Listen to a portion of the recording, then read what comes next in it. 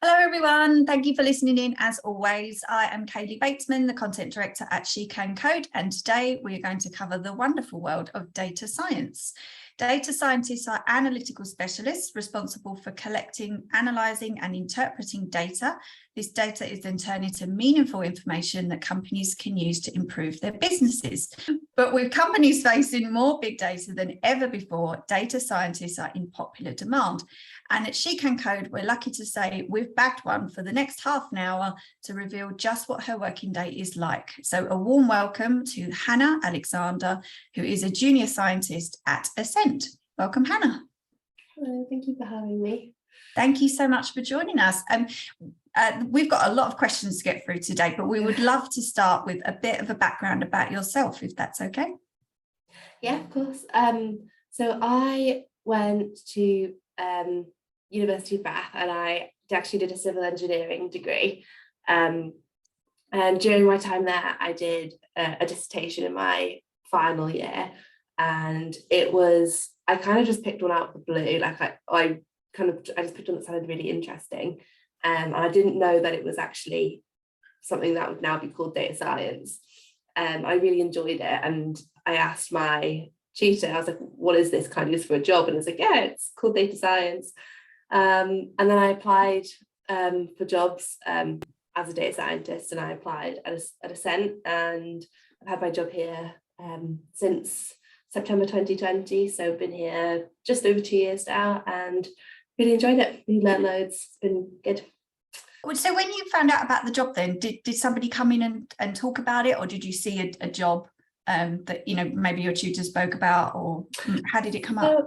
It was actually my flatmates when I couldn't make the careers fair one day, and my flatmates went, and the company is now called Ascent, but it used to be called Mango, and they used to give out loads of like toy cats, and they all came back with these toy cats. And I was like, well, what are these from? And they were like, oh, it's this data science company was giving them out. They seem really cool. Maybe you should apply there. and I did. And that's how I found them in the careers fair. Oh, I see. Do you still have the toy cat that encouraged you into a career? Yes. I've collected a few more along the way. I haven't heard that before, as how somebody fell into their career. What encouraged you into a career in tech? So I kind of found that because it's so quickly expanding, there's always new things to learn. And it's such a kind of progressive environment that people are always open to like new ideas and different ways of doing things. Even if you're like junior, senior people are still really interested in your opinion and how we can improve the way things are done, because I think it's kind of because it's such a quickly expanding area that no one's going to be able to know everything themselves. So it's kind of everyone can have their say and contribute, and everyone's really open to ideas. So it kind of fosters a lot of creativity, which is really exciting. Yeah. When you went to that careers fair, was there anything in particular that you saw about, not just about the job that you were interested in, but about a career in tech? I mean, you mentioned that it was, it's really fast paced, and then you get to work with a range of people. Was there anything about that fair that you and your friends thought, actually, I hadn't considered a career in this area, but this could definitely be for me?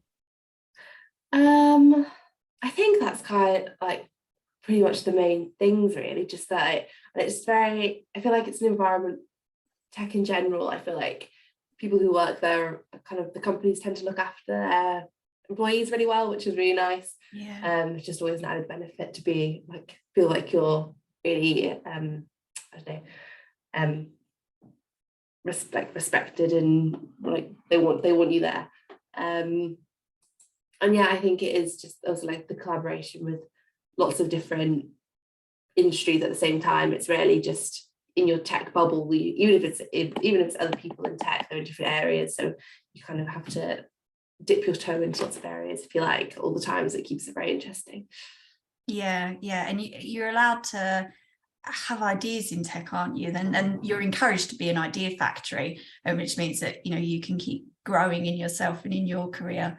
Can you tell us a little bit about your day to day and what you do as a data scientist? So So my day-to-day is actually, it varies depending on what project I'm on, because as I work as a consultant, I'm usually on projects and they last about probably like 3 to 6 months, depending on the length. So you move around a lot, which is one of the things that keeps it really interesting. But most mornings start with what we call like a stand-up. So we all meet on Teams, because I pretty much always work remotely. And then we discuss like what we plan to do in the day, if anyone has any problems or questions or blockers, and then we kind of use that time to decide how we're going to resolve any problems and how we're going to move forward in the day. And then for like a large part of the day, I'll work independently to complete those tasks, and I'm kind of always able to reach out to anyone if I need to talk to them or ask questions. And equally, it comes back the same way. It's not, I don't really find that because I'm a junior, people are just like, I'm not going to ask her how to do something, because people don't just assume that you don't have to do something just because you're a bit more junior, which is nice. And quite often I'll have calls with the clients as well, to kind of, sometimes they want to know like where we're at, like how's progress going, so you've got to take that time to explain to them kind of like in non-technical terms what you've been doing and what you found out so far. And sometimes they just kind of want to know like what do you think is achievable, because that's not always known at the beginning of a project, like what exactly we can achieve, because it depends on what data exists. How to do data science if there's no data there? So yeah, it's usually really quite busy and varied, which is nice, because I like the mix of being able to just put your headphones on and crack on with work, but then also having the day broken up with meetings and talking to people. Yeah, is your day actually what you thought it was going to be when you applied? Because I think with, especially in data, people seem to think it's a very complex role, it's a very technical role, and there are probably times where, I mean, those of us not working in data would think it seems like quite dry. You probably wouldn't have an opportunity to have much variation or to make make change, but it doesn't sound like that in your day. Was that something that you thought maybe when you joined, but your mind has changed now, you're in the role and you can see the impact that you can have with data? Yeah, it's definitely it rarely does it get boring, because there's always like new problems to solve. I think it's rare that a project goes from start to finish completely flawlessly. I think I thought there'd be a lot more, maybe just as I said, like putting your headphones in and just doing boring tasks, but I've not really found that at all. Actually, there's a lot of times where I'm in and out of calls all the time, because people put questions or need more updates, and so it's just very diverse days. There are some boring tasks, usually like at the end of a project where you're writing all the documentation and wrapping it all up, but a lot of it is it's more exploring, and every project's very different, so there's always different things to explore with the data rather than doing the same things over and over again. It's not really a one case fits all kind of approach. It's going to be different all the time, so you've got to use your brain a lot, which I like. Yeah, I didn't want to use the word boring, but you used it. But that is exactly it. And I think that's a stereotype that comes attached to a lot of jobs in tech until you work in them and realize actually what they're about and the impact that you get to make, and the variety in your day. And I think that's something that our community, if they don't already work in data, that is something that they might think of. That's a word that they might go straight to, that it will be boring. But as you said, it's just like any other regular tech job, really great fun. You get to do a range of tasks, and it's incredibly fast paced. So yeah, another one of those stereotypes in technology. That's definitely one of the things that makes it more interesting, because I did a year in industry and engineering in the middle of my degree. And I feel like engineering, when you talk about like building bridges and stuff, that sounds really exciting, but I actually found that really boring, because on your day-to-day, you're not actually doing all these cool, exciting things. It's a lot of like, you're designing a bolt or you're like designing a beam, and that's like a lot. You're not really involved with like the big picture, not close, doesn't feel like it on you every day. But in this job, you can you see like the fruits of your labor very quickly if you because it's just, yeah, it doesn't take very long to on the grand scheme of things, it doesn't take a really long time to get good outputs from your work. So it's nice to see the impact that you make really quickly on a short time scale. Yes, yeah, that must be nice to work in projects where you see an end to them quite fast. It's not, some projects will go on for months and months and there's no end, and you have no satisfaction in seeing it actually be completed. But as you mentioned, tech is incredibly fast, and so is data. But what sort of skills and qualifications do you need to work in data science? So I'd say like the two key ones are being able to kind of think outside the box and solve kind of bespoke problems, because as I kind of touched on, I didn't do a data science degree or a maths degree, I did an engineering degree, but I think that actually really helped, because a lot of it was we'd kind of learn stuff in lectures and then it'd be like, okay, now apply this to a real life situation. It's completely different to anything we've taught you, but it's still the same information, but you've got to be able to actually apply it and use it in a slightly different way. And that's kind of a really good skill that I found really useful. I find I'm a lot more confident at being able to kind of tackle a problem and look at it from different angles and think about how I'd actually resolve it. So I think that's a really important thing to be able to do. And even if you can't code, I feel like that's actually something that's easy to pick up as you can pick that up as you go along. Like there's so much on the internet and so many resources. I feel like that's actually a smaller part than people think in data science. I think there's other skills that are really kind of more important. We hear that so often in tech about coding, and that you can't come into tech unless you know how to code. And, it's absolutely a skill that you have to have before you come in, and you have to take a computer science degree. And as you said, 9 times out of 10, that is just not the case within technology. And you even said there within data, you don't even have to know that, or it's something you can pick up along the way. And that, it's an environment where you can continually learn anyway. So I think that puts a lot of people off. Yeah, no, for sure. And I think because I learned a little bit of code at uni, and I found it really daunting when we were first told, oh, you're going to do a coding module. I was like, oh God, I can't do that. Like, that's way too hard. But once you actually just really tackle it and just kind of get stuck in it, does get, I would say, like once you're over the hurdle, it gets so much easier. It's just kind of, if you know how to Google, you can learn how to code. Right? It's all on the internet.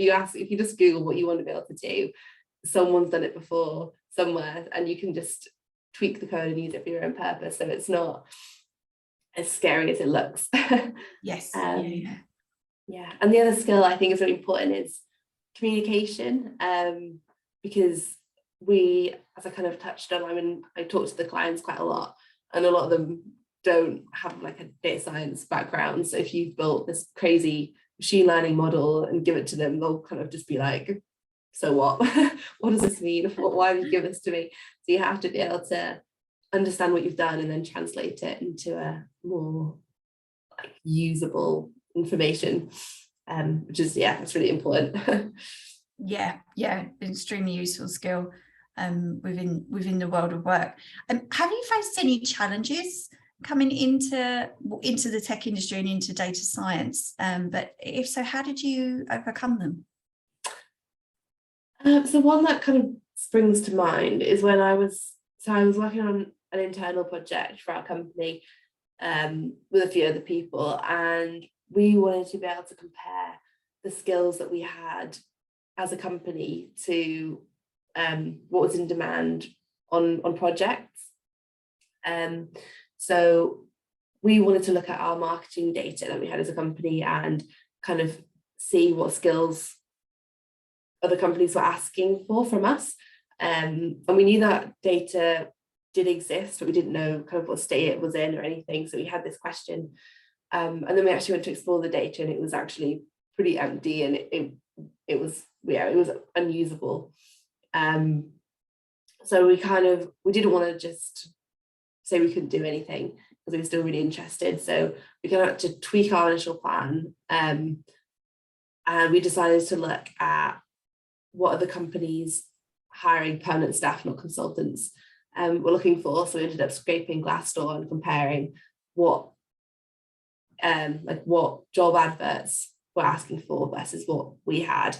And I think we ended up answering a pretty similar question, and we still found some really interesting results and information from that.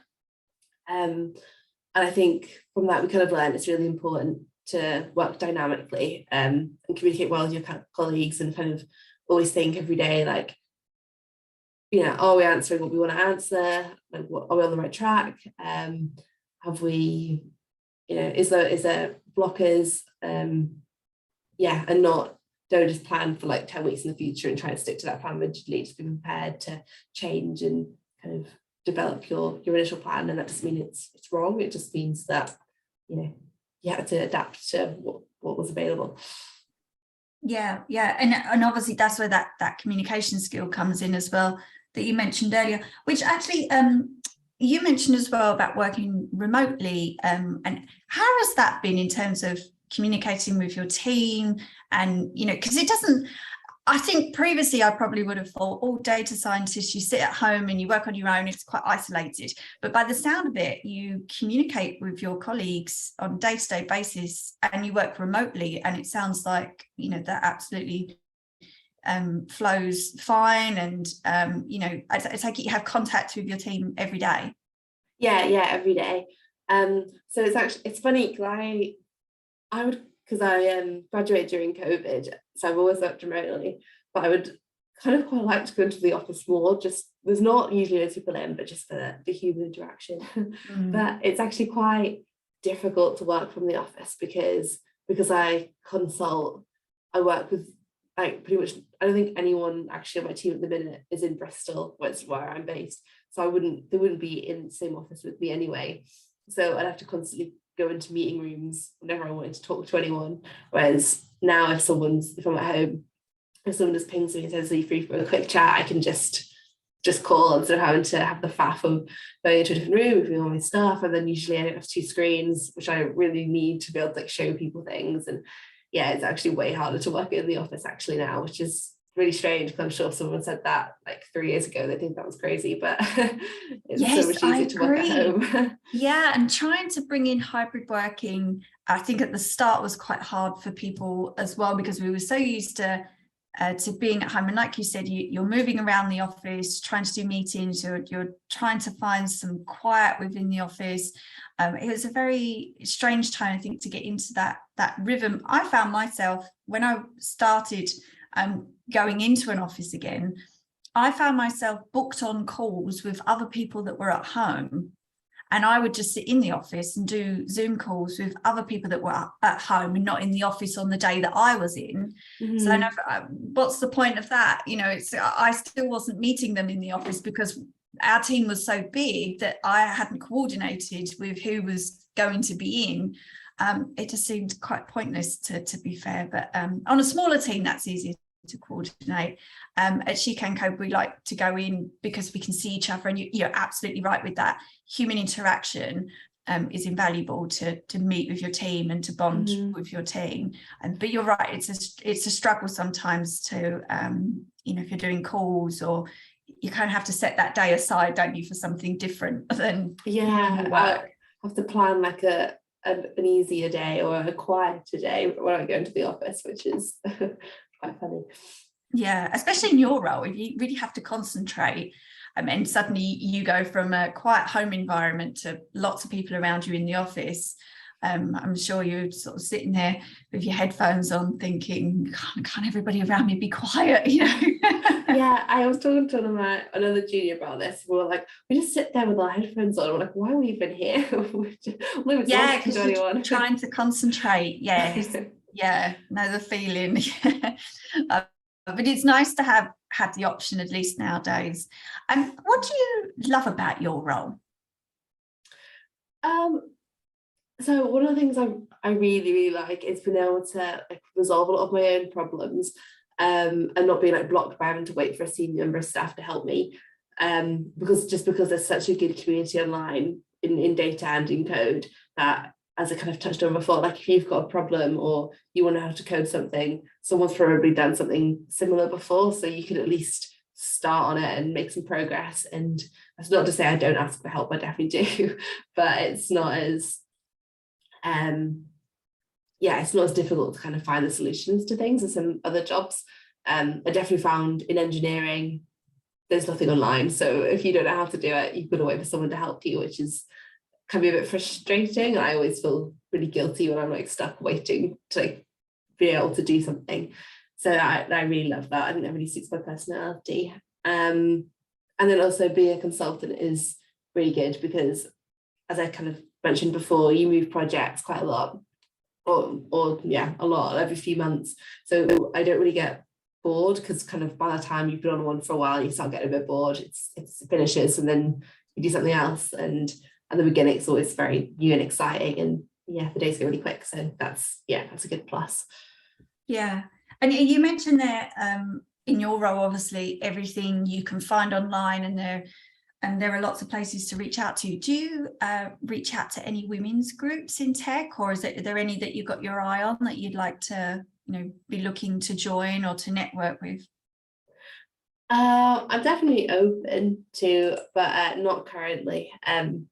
If I look for problems, I usually just use a quick Google search. And as you say, there's always someone out there that's done something similar, or you look in people's forums, and I know there are a lot of women in tech forums that offer great answers to problems and things. So there's always that communication network out there that you can reach out to that network and always find an answer for something, which, as you mentioned, in other roles such as engineering, you might not find that support sometimes.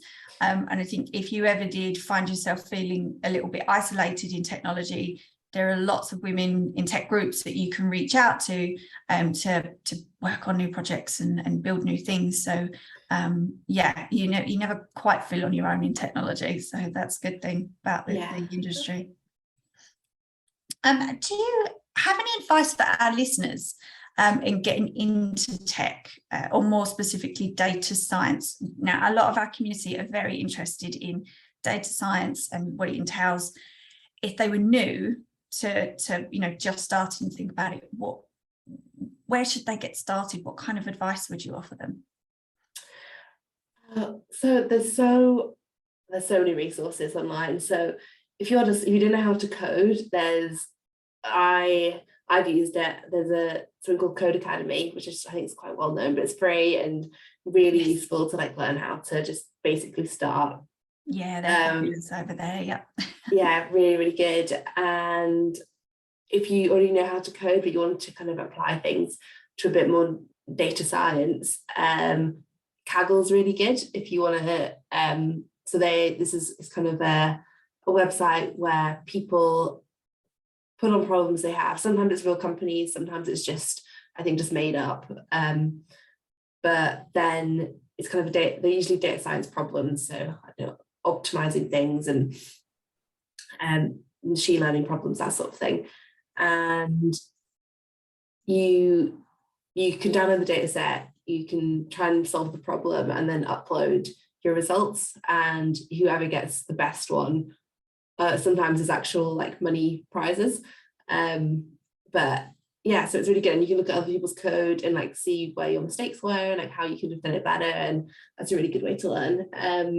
And then I think also there's some really good YouTube channels. I can't think of any names off the top of my head, who do just series about maybe machine learning, or even just starting and learning how to code object-oriented programming and good practice. And they're often really, really good, actually, really well explained. They always upload all their code afterwards if you want to take a look and play around with it. They're probably the main resources I would go to. Are there any favorite sort of resources in terms of books that you turn to, or anything like that, or anything interesting that you've read that you think would be of interest to our community in that area? So there's a good book called Machine Learning Yearning, which is all about machine learning problems, best practice. yeah, so that's quite good that everyone kind of circulated around Ascent amongst the data scientists, and we really like it. So that's probably, yeah, the main book that I would recommend in terms of data science. And in technology, as we've mentioned before, it's kind of an environment where you're allowed to, learn on the job and keep improving your skills and moving forward. Are there any, not necessarily at the moment, but is there anything in the future that you would like to, other courses that you think you might want to take into the future, or other areas that you might move into as you progress in your career? So I think the term data scientist is kind of evolving. I mean, I've only been in it for a couple of years. This is just from what I've heard from people who've done it for a bit longer, but we definitely do a lot more data engineering now. So we definitely often have to kind of figure out how to do that part as well. And that can be really interesting, like learning how to deploy what we've done so it's accessible from different kind of, for different people from different areas. I'd love to I'm on a machine learning project at the minute, but I would really like to do more machine learning. I think it's really, really interesting. And they're kind of like the main areas, really. We're definitely moving more onto using Microsoft Azure. So that's another resource if people want to get into data science. I think that's being very, very asked for in the community. People who can use Microsoft Azure. And yeah, so I use that more. I've not used it a lot. And yeah, be kind of more in tune with where that's going and kind of the flexibility that gives me as a data scientist. Yeah. And in terms of being a woman in tech, how do you think companies can encourage more women into the industry? You said that you found out about your job at a careers fair. Do you think that more university open days, partner schemes, what is it that you think companies should be doing? Yes, I think careers fairs are really, really good. I think it's probably improved a bit more now, but making people know that data science is like a thing, because I didn't really know when I found out about data science. I think it was like being done, but definitely wasn't a degree option, whereas I think now it has become one. I think for women in particular, I think it's important to make it seem less intimidating than it is, because it's really not. And I think a lot of people in tech use a lot of big buzzwords, and it almost seems like they're talking a different language. But in my head, the way I kind of see that is, if someone's using all these words and confusing people, that's their problem. They're doing something wrong. They're not doing their job properly. It's important to be able to communicate well and not use loads of jargon and confuse other people. So yeah, just like maybe trying to make people more aware of, it's not your fault. Loads of people don't understand what these things mean. I always try and do it with the graduates that we've got. Always tell them like, no, I don't know what that means either. It's fine. Don't worry about it. Just Google it. Ask us questions. That's super important. So yeah, maybe more university events. I think that's good. I think there's so many people at university who don't know what they want to do, and I think data science is actually really, or maybe I think at least in the past, I think that's kind of been, people have ended up in data science where they've not really been 100% sure what they want necessarily. And I think that's okay to not know straight away what you want to do. So more talks at universities, and kind of highlighting like the cool stuff that data science has done. Like I think, I mean, maybe this isn't in a good light, but stuff with like Cambridge Analytica and things like that being in the news, and it actually sounds really interesting. And I think that's kind of what sparked my kind of interest. I was like, this sounds really cool. Like I didn't even realize this is possible. And yeah, the impact that you actually make within your role. And I think you're right, that is something that within tech as a whole, people don't realize the impact that they can have on society and day to day. So you're absolutely right there. And hearing about it at a careers fair, as you said, you took a completely different degree that had lots of transferable skills into tech. So, you know, if you hadn't have bumped into those people, if your friends hadn't have told you about the options there, and you might have ended up in engineering and then actually thought, you know, later down the line, this isn't for me. And so you're right, I think it's the visibility there as well, making sure that companies get into unis and talk to the students. Yeah, definitely. Like having more jobs available throughout the country. I feel like London is becoming like a huge hub for data science, and there's people like me who don't want to live in London at all. So it's like, I mean, I'm lucky. Yes. I in Bristol. I love Bristol, but I think if there was, I mean, it's a perfect job for working from home, but not everyone wants to always be working from home. They want to be able to go into the office and stuff.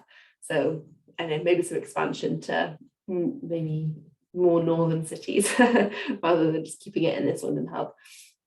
Well, we are out of time, I'm afraid. And thank you so much for, I mean, as mentioned, I didn't want to use the word boring today, but you did at the start. And thank you so much for helping to break down that barrier, you know, and basically bust the myth that data science, going into that area, a career in that area, you know, could be quite dry. Your day doesn't sound like that at all. And I think that's something that our community would really find valuable hearing today. So thank you so much for coming in and sharing your insights, Hannah. No problem. Thank you for having me. Thank you. And as always, everybody, thank you so much for listening, and we hope to see you again next time.